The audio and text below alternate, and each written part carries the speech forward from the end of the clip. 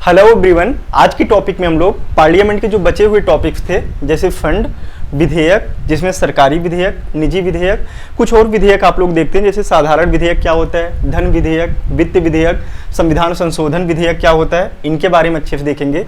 Parliament की भाषा क्या होती है, व्हिप क्या होती है, जैसे आए दिन चर्चा में रहता है। क्वेश्चन आर, कुछ इंपॉर्टेंट टेक्नोलॉजी जैसे क्वेश्चन आर, जीरो आर, कुछ प्रस्ताव आप लोग चर्चा में देखते हैं, अविश्वास प्रस्ताव, विश्वास प्रस्ताव, स्थगन प्रस्ताव, ध्यानाकर्षण प्रस्ताव या फिर धन्यवाद प्रस्ताव।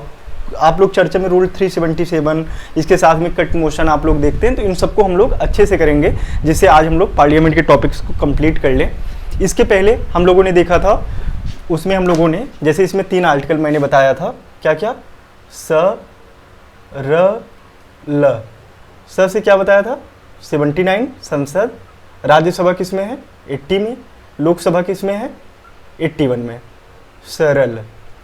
ठीक है, 79, 80, 81।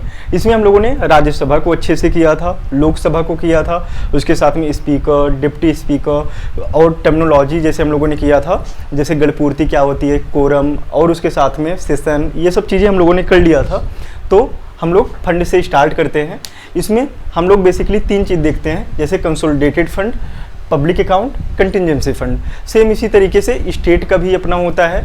ठीक है, तो जब हम लोग स्टेट लेजिस्लेटिव करेंगे तो वहाँ पे इसको हम लोग देखेंगे। कंसोलिडेटेड फंड में अगर बात करें, जिसे हिंदी में संचित निधि बोलते हैं, ये किस में आता है, आर्टिकल 266 में।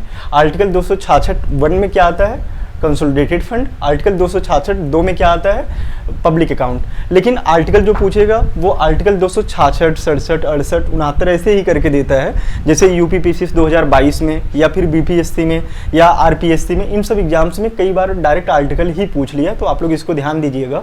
अब बात करते हैं कंसोलिडेटेड फंड के अंदर आता क्या क्या है। जैसे संचित, जैसे संचित का राजस्व कहाँ कहाँ से आ रहा है, संचय कर रहे हैं हमारी गवर्नमेंट, तो राजस्व। ऋण, जैसे आंतरिक उधार लेते हैं, बाह्य उधार लेते हैं, तो वो ऋण के पैसे जो आते हैं उसको रखेंगे कहीं ना कहीं, तो कहाँ रखते हैं, संचित निधि में, जिसे कंसोलिडेटेड फंड कहते हैं। अब अगर पैसा आ रहा है, अब पैसा वहाँ से निकालेंगे भी तो ना, जैसे अगर किसी को पेमेंट देना है, जैसे प्रेसिडेंट हैं, वाइस प्रेसिडेंट है, सुप्रीम कोर्ट के जज हैं, या उसके साथ में हाई कोर्ट के जो जज की पेंशन, इसमें मोस्ट इंपॉर्टेंट है, ये कई बार क्वेश्चन पूछ लिया कि हाई कोर्ट के जज का पेंशन कहाँ से जाता है। जैसे आप वेतन और भत्ता पढ़ते हैं, वो स्टेट के कंसोलिडेटेड फंड से जाता है, लेकिन उनका पेंशन कहाँ से जाता है, वो जाता है हाई कोर्ट का पेंशन, ये जाता है कंसोलिडेटेड फंड ऑफ इंडिया, यानी कि सेंट्रल गवर्नमेंट की तरफ से। तो खर्चे यानी कि वेतन, भत्ते, पेंशन, ये सब कहाँ से जा रहा है, कंसोलिडेटेड फंड से। प्रेसिडेंट, वाइस प्रेसिडेंट, ये हम लोगों ने देख लिया। अब बात करते हैं, लेकिन इसमें धन तो ऐसे निकाल नहीं लेंगे, जैसे मान चलो कि ये कोई बक्से में धन रखे हैं, अब यहाँ पे पूरी की पूरी सेंट्रल गवर्नमेंट का पूरा वो है। अब पैसे पता लगे सेंट्रल गवर्नमेंट निकाली, कहीं खर्चा कर दी, अपने मौज मस्ती में खर्चा कर दी, अब ऐसा तो हो नहीं सकता है। तो उसके लिए एक निकाला गया है, क्या, विनियोग विधेयक। जितने भी पार्लियामेंट ऑफ मेंबर्स हैं, ठीक है, वो इसको जो है पारित कराएंगे धन निकालने के लिए। अगर वो पारित होगा तभी यहाँ से पैसे निकल सकते हैं, अगर पारित नहीं हुआ तो पैसे नहीं निकाल सकते हैं। ठीक है, अब इसमें 2 प्रकार के होते हैं धन निकालने के लिए। जैसे इसमें एक आप लोग एक अनुपूरक अनुदान भी पढ़ते हैं, वो भी कहाँ से आता है, यहीं से। ठीक है, तो 2 प्रकार से लोग पैसे निकालते हैं, एक विनियोग विधेयक से, या अनुपूरक अनुदान जो आप लोग पढ़ते हैं उसको पारित करा के। ये विनियोग विधेयक कहाँ पे आता है, आर्टिकल 114 में, एप्रोप्रिएशन बिल इसको बोलते हैं, तो ध्यान दीजिएगा। अब जैसे खर्चा होता है, ये कई बार क्वेश्चन पूछ लिया, जैसे खर्चे में एक भारित व्यय आता है। ठीक है, तो भारित व्यय में मतलब चर्चा हो सकती है इसमें, लेकिन इस पर मतदान नहीं हो सकता है। जैसे सुप्रीम कोर्ट के जो जज हैं, अगर उनका पेंशन क्या होता है, भारित व्यय होता है, तो उनके पेंशन पे क्या करेंगे लोग, बातचीत कर लेंगे। जब उनका पेंशन बढ़ाना है, उनकी जब वेतन बढ़ाना है या कम करना है, उस पर तो बात कर लेंगे, लेकिन उस पर मतदान नहीं कर सकते हैं, जो कि भारित व्यय के अंतर्गत आता है। ठीक है, तो ऐसे खर्चे जो भारित व्यय हैं, ठीक है, उस पर मतदान नहीं हो सकता है लोकसभा में, तो इसको याद रखिएगा। अब बात करते हैं पब्लिक अकाउंट की। आर्टिकल कहाँ, 266 में। इसमें कौन कौन से आते हैं, जो इसमें आ गए राजस्व, और इसमें राजस्व ऋण इसमें आ गए, जो बचे हुए हैं वो कहाँ आ जाएंगे, पब्लिक अकाउंट में। इसमें कौन कौन होते हैं, जैसे हमारी और आपकी सेविंग्स हो गई, जो हम लोग जमा करते हैं, भविष्य निधि जो हम लोग जमा करते हैं बैंकों में, वो सब पैसे कहाँ आएंगे, यहाँ पे। अब अगर यहाँ से पैसे निकालना है गवर्नमेंट को, तो गवर्नमेंट यहाँ से पैसे निकाल के, मतलब कि इसके लिए ये नहीं है कि जैसे एमपी जितने भी सांसद हैं, जैसे सांसद कहाँ पे हैं, लोकसभा राज्यसभा में, उनसे जाके एक एक से पूछने की जरूरत नहीं है कि भैया पैसे निकालूं कि ना निकालूं। इसमें सेंट्रल गवर्नमेंट फ्री है, वो पैसे निकाल लेती है, तो मंजूरी की इसमें नीड नहीं होती है। ये क्या है, एक प्रकार की कार्यकारी प्रक्रिया है। ठीक है, अब बात करते हैं कंटिजेंसी फंड की। कंटिजेंसी से ही आ रहा है कि आकस्मिक, यानी कि आकस्मिक जैसे कोई कहीं पे बहुत बड़ी आपदा आ गई, ठीक है, अब पता लगा कि वेट कर रहे हैं कि कंसोलिडेटेड फंड से कि पार्लियामेंट का पहले परमिशन लें तब पैसे निकालें। अब लेकिन वहाँ पे तत्काल आवश्यकता है, अगर यहाँ पे तत्काल आवश्यकता है या आकस्मिक कोई चीज़ पड़ गई तो वहाँ से तुरंत राष्ट्रपति बोले कि भाई यहाँ से पैसे निकालो, पैसे इनको दो, अपना ये काम चलाएं। ठीक है, तो ये आकस्मिक कार्यों के लिए होता है, इसको आकस्मिक निधि भी बोलते हैं। ये क्या है, एक कार्यकारी प्रक्रिया है, और इसके लिए प्रेसिडेंट तो इतना तो अवेलेबल तो रहेगा नहीं कि हमेशा पैसों का लेखा जोखा करता रहे, वो सब करता रहे, तो इसके लिए वो अपनी तरफ से एक वित्त सचिव को रख देता है, बोलता है कि देखो जो भी पैसे इससे जा रहे हैं आ रहे हैं, इन सबको आप मैनेज करते रहो, देखते रहो। ये कहाँ पे आता है, आर्टिकल 267 में। ठीक है, तो जैसे कंस है, इसमें कन्फ्यूजन होती है, तो एस कंस से 66, ठीक है, कंट, ठीक है, कंट टी यानी कि एक आगे का 267 याद रखिएगा। ठीक है, ये कब से आता है, 1950 में एक एक्ट आता है कंटिजेंसी फंड के लिए, तब से ये जो है आता है यहाँ पे। अब बात करते हैं, इसके साथ हम देख लेते हैं पार्लियामेंट की भाषा क्या होती है। पार्लियामेंट की भाषा जैसा कि 1950 में डिसाइड किया गया, जब हमारा संविधान लागू होता है तो उस समय डिसाइड ये किया गया कि 15 साल तक हिंदी और इंग्लिश दोनों को चलाते हैं, और 1965 में जो है इंग्लिश को ख़त्म कर देंगे और पार्लियामेंट की जो भाषा होगी वो क्या होगी, हिंदी ही होगी। लेकिन उस टाइम पे जैसे जो हमारे साउथ के स्टेट हैं वहाँ पे बहुत बड़े पैमाने पे जैसे धरना देने लगे, हड़ताल करने लगे, लोग एक दूसरे को मारने काटने पे भी उतारू हो गए थे। तो 1963 में ही हमारी गवर्नमेंट एक बिल लाती है, ठीक है, तो उसके तहत ये बोल देती है कि अभी इसको चलने देते हैं, हिंदी इंग्लिश दोनों भाषा रहेगी, 1965 में ख़त्म नहीं होगी। ठीक है, तो अभी क्या उसकी भाषा है, हिंदी है, इंग्लिश है, दोनों है। और लेकिन अगर जो पीठासीन अधिकारी होता है, जैसे लोकसभा का स्पीकर है, अगर उसकी मर्जी में आया बोला कि जैसे अगर कोई बंगाल का है, ठीक है, या फिर आप लद्दाख के, उनका एक फेमस स्पीच था ना, देखो उनको अपनी भाषा में बोलने की उनको इजाज़त मिली थी, तो वो मातृभाषा में जिस स्टेट की मातृभाषा है उसमें बोलने का हक कौन देता है, पीठासीन अधिकारी देता है, वो अगर चाहे तो बोलने दे सकते।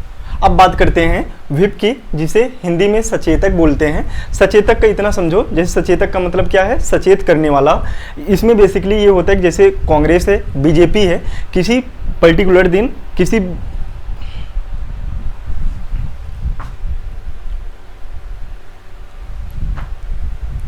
अब बात करते हैं व्हिप की, जिसे अगर हिंदी देखें तो इसको सचेतक बोलते हैं। सचेतक का मतलब क्या होता है, सचेत करने वाला।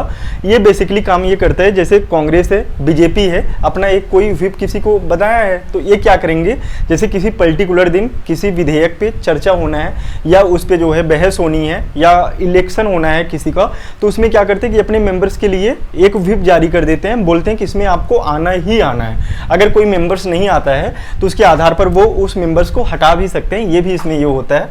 तो अगर व्हिप का देखें तो ये संविधान में इसकी कोई चर्चा नहीं है, सदन का जो नियम है इसमें कोई चर्चा नहीं है। ये कई बार क्वेश्चन पूछ लिया कि व्हिप जो है संविधान में है कि नहीं है, तो ऐसा कोई टर्म नहीं है। अब बात करते हैं कि ये क्या होता है, जैसे पक्ष और विपक्ष वाले अपना एक नेता जो है नियुक्त करते हैं। जैसे एक नेता आप लोगों ने पढ़ा था, एक पक्ष का नेता होता है, एक विपक्ष का नेता होता है, तो इसको सहायक नेता के रूप में देखा जाता है। तो ये है। बात करें ये जो है, अगर कोई व्हिप जारी की, अगर इसके निर्देशों का पालन नहीं होता है तो वो अनुशासनात्मक कार्रवाई उसके आधार पर कांग्रेस, बीजेपी या जो भी पार्टियां हैं वो अपने सदस्यों के खिलाफ ले सकती हैं। ठीक है, तो ये हो गया। अब बात करते हैं विधेयक की। विधेयक बेसिकली एक होता है सरकारी विधेयक और दूसरा होता है निजी विधेयक। सरकारी विधेयक को 7 दिन पहले नोटिस देनी जरूरी होती है, 7 दिन पहले नोटिस देके जारी कर सकते हैं। जैसे इसमें कौन आते हैं, जो मंत्री पेश करते हैं वो आएंगे। अगर ये पारित नहीं हुआ तो इस्तीफा देना पड़ जाएगा। जैसे मान चलो कि बीजेपी की तरफ से राजनाथ सिंह जी ने कोई एक विधेयक लाया, अब सोचो कि अगर वो विधेयक लेके आए, अगर वही पारित नहीं हुआ, उनकी मेजॉरिटी में एक तो उनकी सरकार है, अब अगर उन्हीं का विधेयक वो लेके आए, मंत्री लेके आए और पारित नहीं हुआ, तो इससे क्या होगा कि लोगों को ये लगेगा कि इनके ऊपर जो इनके मेंबर्स हैं इस पार्टी के ऊपर तो विश्वास ही नहीं है, तो यानी कि वो अल्पमत में आ गए। अल्पमत में आ गए तो ये क्या लाएंगे, अविश्वास प्रस्ताव, उनको हटा देंगे। तो बेसिकली इसमें ये होता है कि अगर ये पारित नहीं हुआ तो उनको इस्तीफा देना पड़ जाता है, ठीक है। और ये जो है विधि विभाग के परामर्श से जो रिलेटेड डिपार्टमेंट में है, जैसे एजुकेशन डिपार्टमेंट हो या फिर लॉ का हो, जिसका भी है, वो उससे जो है रिलेटेड डिपार्टमेंट वाले जो विधेयक लेके आ रहे हैं वो विधि विभाग के परामर्श से इसको लेके आते हैं। अब बात करते हैं निजी विधेयक की। इसमें कौन आते हैं? अन्य सदस्य, मंत्री के अलावा जो भी हैं वो लेके आते हैं। इसमें इस्तीफा देना जरूरी नहीं होता है, ये जो है रिलेटेड मेंबर की जिम्मेदारी है, न कि विधि विभाग से परामर्श करके लाते हैं, तो ये इसमें इतना इंपॉर्टेंट है। अब बात करते हैं जैसे कुछ और भी हैं, जैसे आप लोग साधारण विधेयक देखते हैं, धन विधेयक, तो इससे रिलेटेड जैसे साधारण विधेयक है तो ऐसे विधेयक जो संविधान संशोधन विधेयक या जिनको 2/3 से पारित नहीं करना होता है, जैसे संघ वाले विषय आ जाते हैं किसमें, संविधान संशोधन विधेयक। और उसके साथ में आप लोग देखते हैं कुछ विधेयक ऐसे भी होते हैं, जैसे 1 नेशन 1 इलेक्शन की बात हो रही है, तो इसमें क्या होगा कि इसमें तो 2/3 से भी पारित कराना है, फिर आधे से अधिक जो लेजिस्लेटिव असेंबली वाले हैं या स्टेट वाले हैं उनसे जाके पारित कराएंगे।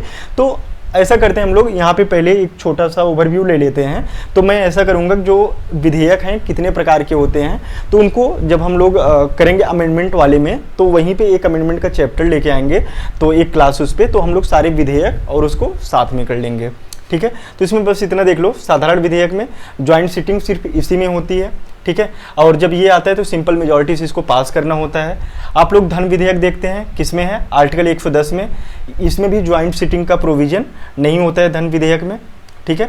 और इसमें जो है राज्यसभा 14 दिन पहले जो है, राज्यसभा के पास बेसिकली 14 दिन का पावर होता है। अगर 14 दिन में उसने इस पर कोई एक्शन नहीं लिया तो अपने आप मान लिया जाता है कि राज्यसभा ने परमिशन दे दी है और धन विधेयक पारित हो जाता है, ठीक है। तो ये है। वित्त विधेयक की बात करें, आर्टिकल 117 में है, इसको अच्छे से देखेंगे नेक्स्ट वीडियो में। संविधान संशोधन विधेयक की बात करें तो इसमें ज्वाइंट सिटिंग का चर्चा नहीं होता है, यानी ज्वाइंट सिटिंग इसमें नहीं है इसका प्रोविजन। इसमें भी वही लोकसभा और राज्यसभा को बराबर है कि संविधान संशोधन विधेयक में, इसमें वही 2/3 से इसको पारित कराना होता है, ठीक है। तो ये हो गया। अभी जैसे हाल ही में 128वां संविधान संशोधन विधेयक आया है, जब वो यानी कि एक्ट और विधेयक में क्या डिफरेंस होता है, आप लोग इसको कमेंट में बताइएगा। बिल क्या होता है, एक्ट क्या होता है, तो इसको आप लोग बताइएगा। अब बात करते हैं कि 128वां भी लेटेस्ट कौन सा है, वुमेन रिजर्वेशन वाला, तो इसको ध्यान दीजिएगा। तो इस पर हम लोग चर्चा भी करेंगे आगे। अब बात करते हैं इसके साथ में कुछ इंपॉर्टेंट टर्मिनोलॉजी है, इनको देख लेते हैं। इनको संसदीय कार्यवाही के साधन के रूप में भी देखा जाता है, तो या कहें एक प्रकार से ये जैसे लोकसभा है, राज्यसभा है, ये वहाँ के मेंबर्स कुछ ऐसा ना करें कि पता लगे कि विधेयक पे पारित कराए जा रहे हैं, ठीक है, उस पर बहस नहीं हो रही है, या फिर जैसे और भी जैसे उसमें अविश्वास प्रस्ताव है, पता लगा कि सरकार अल्पमत में है, उन्हीं के सदस्य निकल के भाग रहे हैं, तो उसके लिए ये सब है। बेसिकली ये जो है, जो सरकार वहाँ पे है, जिसको बोलते हैं जो सरकार जिनकी है, उनके ऊपर एक प्रकार की बंदिश लगाए जाने के लिए ये सब चीज़ें हैं, ठीक है। क्वेश्चन आवर की बात करें तो ये क्या होता है, इसको हिंदी में प्रश्नकाल बोलते हैं। जो पहला घंटा होता है संसदीय कार्यवाही के, जैसे जब सेशन स्टार्ट होता है, ठीक है, कोई भी सेशन जैसे स्टार्ट हुआ, जैसे 18 नवंबर सेशन स्टार्ट था, ठीक है। अब 18 नवंबर को जो जैसे सभी पार्लियामेंट के मेंबर्स आए, अब वहाँ का जो पहला आवर्स होता है, यानी कि 11 से 12 वाला, वही पहले घंटे को क्या बोलते हैं, क्वेश्चन आवर बोलते हैं। इसमें बेसिकली 2 प्रकार के क्वेश्चन पूछे जाते हैं, तारांकित, अतारांकित प्रश्न। तारांकित अगर इंग्लिश देखें इसको स्टेयर्ड बोलते हैं, ठीक है। तो तारांकित प्रश्न ये जो है ओरली होता है। ओरली का मतलब जैसे मैं समझो मैं एक एमपी हूँ, मेरे सामने एक एमपी वहाँ पे बैठे हुए हैं, तो मैं उनसे बस डायरेक्ट, वो मेरे से क्वेश्चन पूछ रहे हैं, मैं बस उसका वही मुंह से वो अपने पूछे, मुंह से मैंने रिप्लाई दे दिया, ठीक है, यानी कि ओरली मौखिक होता है। अब जैसे वो सामने से क्वेश्चन पूछ रहे हैं, मैं सामने से क्वेश्चन बता रहा, अब इसमें ज़्यादा प्रॉब्लम नहीं है, वो यानी कि सप्लीमेंट्री क्वेश्चन पूछ सकते हैं, ठीक है। तो ओरली में सप्लीमेंट्री क्वेश्चन पूछ सकते हैं, क्योंकि ये आसान भी होता है, जल्दी जल्दी बता देते हैं। अब बात करते हैं अतारांकित की, ये क्या होता है, रिटेन होता है। अब सोचो कि जैसे उन्होंने क्वेश्चंस उधर से पूछा कि आप इस पे बताओ, अब मैं बता रहा, अब लिख के बता रहा, अब दोबारा वो पूछेंगे, फिर मैं लिख के बताऊंगा, तो ऐसे प्रॉब्लम होती है, ठीक है। तो इसलिए रिटेन वाले में जो अतारांकित प्रश्न होता है उसमें रिटेन में जवाब देना होता है, इसलिए उसमें सप्लीमेंट्री क्वेश्चन नहीं पूछे जा सकते हैं, तो वो है। अगर तीसरा देखें, इसमें एक शॉर्ट नोटिस क्वेश्चन होते हैं या अल्प सूचना वाले, ये कैसे होते हैं, ओरली होते हैं, लेकिन इसमें जो मोस्ट इंपॉर्टेंट है वो है इसमें 10 डेज का नोटिस देना पड़ता है, कि जैसे आज इन्होंने नोटिस दिया कि मैं इस पे क्वेश्चन पूछूंगा, तो 10 दिन बाद मैं बताऊंगा, ये मेरी जिम्मेदारी है, ठीक है। अब बात करते हैं 0 आवर्स की। 0 आवर्स ये कब से स्टार्ट होता है? 1962 से, ठीक है। जो क्वेश्चन आवर के तुरंत बाद का जो घंटा होता है, जैसे 11 से 12 क्या हो गया क्वेश्चन आवर, अब जो 12 से 1 होगा वो क्या होगा? 0 आवर, ठीक है। तो 0 आवर क्वेश्चन आवर के तुरंत बाद होता है। ये जो है भारत की देन है, कई बार ये क्वेश्चन पूछ लिया है कि इसमें से कौन सा निजी है, तो वो 0 आवर है, ठीक है। ये 12 बजे से स्टार्ट होता है और ये जो है बिना पूर्व सूचना के जो है पूछ सकते हैं सदस्यगण इंपॉर्टेंट सब्जेक्ट पे, ठीक है, 12 से 1 के बीच में। अब बात करते हैं अविश्वास प्रस्ताव की। अविश्वास प्रस्ताव का बेसिकली मतलब ये होता है, जैसे मंत्रिपरिषद है, हमने काउंसिल ऑफ मिनिस्टर किया था, ठीक है। तो जो मंत्रिपरिषद है, मंत्रिपरिषद किसके लिए उत्तरदायी होता है? लोकसभा के प्रति उत्तरदायी होता है। लेकिन जो विपक्षी पार्टी है, अगर उसको ये पता लग गया कि इसके जो मेंबर्स हैं अपने ही जो उनकी पार्टी है उसके खिलाफ समझो कि एक प्रकार से धरना दे रहे हैं, ठीक है, तो उनको लगेगा कि अब ये जो है सरकार अल्पमत में है, तो वो क्या लाते हैं? अविश्वास प्रस्ताव लाते हैं। लेकिन उसमें समर्थन के लिए 50 मेंबर्स का सिग्नेचर अनिवार्य है, ठीक है। अगर अविश्वास प्रस्ताव पारित हो गया तो उनको जो है इस्तीफा सरकार को देना पड़ जाएगा, तो इसको याद रखिएगा, ठीक है। अब इसके बाद बात करें विश्वास प्रस्ताव की, तो इसकी चर्चा जो है लोकसभा की प्रक्रिया में चर्चा में नहीं है, ये कई बार क्वेश्चन पूछा है, तो याद रखिएगा। विश्वास प्रस्ताव भी क्या है? हमारा अपना है, यानी कि भारतीय है, निजी है। अब बात करते हैं स्थगन प्रस्ताव की। इसमें मोस्ट इंपॉर्टेंट है कि इसके भी समर्थन के लिए कितने मेंबर चाहिए होते हैं? 50 मेंबर्स। जैसे इसके पहले हम लोगों ने किया था ना स्थगन प्रस्ताव, जिसको कि एडजर्नमेंट हम लोगों ने किया था ना, वहाँ पे 3-4 किए थे। जैसे हम लोगों ने एडजर्नमेंट किया था सेशन वाले में, वहाँ पे हम लोगों ने फिर विघटन किया था, डिसोल्यूशन, फिर उसके साथ में सामान्य, ये सब हम लोगों ने किया था। तो स्थगन प्रस्ताव में क्या होता है कि इसमें जैसे कार्रवाई चल रही है, सेशन चल रहा है, वहाँ किसी मेंबर ने लाया, बोला कि स्थगन प्रस्ताव हम ला रहे हैं, इस टॉपिक पे बहस वगैरह बंद करो, सेशन को बंद करो, इस टॉपिक पे अब डिस्कशन हमको करना है, ठीक है। तो स्थगन प्रस्ताव उसके लिए आता है। इसके लिए भी समर्थन के लिए 50 मेंबर्स चाहिए होते हैं। लोकसभा और राज्यसभा दोनों में आ सकता है। इसमें भी इसके लिए जो है मिनिमम 2.5 घंटे की चर्चा होना अनिवार्य ही है, ठीक है, उससे कम नहीं हो सकती है, ठीक है। तो ये हो गया, ये दोनों याद रखिए। 50 मेंबर इसमें चाहिए होते हैं, 50 मेंबर इसमें चाहिए होते हैं। बार बार ये क्वेश्चन पूछा है। इसमें कुछ इंपॉर्टेंट है, जैसे जिस मुद्दे पे लाया गया है बहस उसी पे होगी, तो 1 से अधिक मुद्दे नहीं हो सकते हैं। विशेषाधिकार से रिलेटेड, जैसे किसी मेंबर, अभी विशेषाधिकार आगे देखेंगे, तो विशेषाधिकार वाले प्रश्न इसमें नहीं आ सकते हैं। उसके साथ में कोर्ट में अगर कोई मामला, जैसे सुप्रीम कोर्ट, हाई कोर्ट, इन सब में अगर कोई मामला विचाराधीन है तो ऐसे भी चीज़ों पे सुनवाई स्थगन प्रस्ताव के अंतर्गत नहीं होगी, ठीक है। अब बात करते हैं निंदा प्रस्ताव की। निंदा प्रस्ताव ये किसके लिए लाया जाता है? मंत्री और मंत्रिपरिषद के द्वारा विपक्षी पार्टियां लेके आती हैं, ठीक है। तो लेकिन इसमें जो है स्वीकार करने का कारण बताना जो है अनिवार्य है। जैसे ये निंदा प्रस्ताव लेके आए, तो इसका ये क्यों लेके आ रहे हैं, कारण क्या है इसका, इसको बताना, जो स्पीकर है उनको बताना जरूरी होता है, तो ये अनिवार्य है। अब बात करते हैं धन्यवाद प्रस्ताव की। धन्यवाद प्रस्ताव ये देखते हैं, जैसे आप लोग देखते हैं जब नई पार्टी या फिर नई सरकार जब बनती है, तो जो हमारे राष्ट्रपति होते हैं वो एक स्पीच देते हैं। ऐसे आप जब हर साल जब सेशन स्टार्ट होने के पहले एक स्पीच होता है, आप लोग देखते हैं कि जैसे इस बार भी जब बजट सेशन जब स्टार्ट हो रहा था, ठीक है, तो उसके पहले जो है वो एक स्पीच आया, फिर हमारे जो पीएम है वो जाके देखे कि उस पर जो है धन्यवाद प्रस्ताव पे सिग्नेचर सभी का लेना था। अब वहाँ पे गए, कांग्रेस वगैरह सब गर्म हो गए, तो मतलब गर्म इन द सेंस कि उसका अपोज करने लगे बेसिकली, ठीक है। तो धन्यवाद प्रस्ताव पे क्या होता है, ये आफ्टर लोकसभा इलेक्शन और बिफोर सेशन, जब भी सेशन स्टार्ट होना होता है हर साल, तब ये आता है धन्यवाद प्रस्ताव, ठीक है। इसको स्पीच कौन रेडी करता है? काउंसिल ऑफ मिनिस्टर करता है। अगर धन्यवाद प्रस्ताव जो है अगर पारित नहीं होता है, अगर पारित ना हो तो भी सरकार को क्या देना पड़ सकता है? इस्तीफा। सरकार क्या देती है? इस्तीफा, ठीक है। अब इसके बाद बात करते हैं रूल 377 क्या होता है। ये कहाँ होता है? लोकसभा में, ठीक है। और इसी को सेम चीज़ को इसको विशेष उल्लेख बोल देते हैं, ठीक है। ये कहाँ पे होता है? राज्यसभा में। जो प्रश्न औचित्य प्रश्न और अन्य प्रस्ताव में नहीं आते हैं वो कहाँ पे आ जाते हैं? रूल 377, ठीक है। वो सीआरपीसी या फिर सीआरपीसी 377 मत याद रखिएगा, ठीक है, या फिर उससे भी याद कर सकते हैं, यानी कि वो बीच वाले होते हैं, तो बीच वाले से ऐसा थोड़ा भी आप लोग याद कर सकते हैं, ठीक है। तो विशेष उल्लेख यानी कि जो कहीं नहीं वो यहाँ पे आ जाएंगे, जो कहीं क्वेश्चन जो किसी भी क्वेश्चन में नहीं आ रहे हैं वो यहाँ आ जाएंगे। विशेष उल्लेख की बात करें तो ये जो है राज्यसभा में इसको बोलते हैं, सेम यही चीज़ होता है, तो इसको याद रखिएगा। अब बात करते हैं विशेषाधिकार प्रस्ताव की। ये जो है अगर संसद सदस्य को लगता है कि हमारे विशेषाधिकारों का उल्लंघन हो रहा है, बेसिकली इसमें विपक्षी पार्टियां जो सरकार गवर्नमेंट है, जिनकी गवर्नमेंट है, उनके खिलाफ लेके आती हैं, ठीक है, संसद सदस्य के विशेषाधिकारों का उल्लंघन अगर होता है तो ये लेके आते हैं। अब बात करते हैं कट मोशन की, ठीक है। कट मोशन में बस इतना याद रखिए, जैसे इसमें एक पॉलिसी कट होता है, एक इकोनॉमिक कट होता है, एक टोकन कट होता है।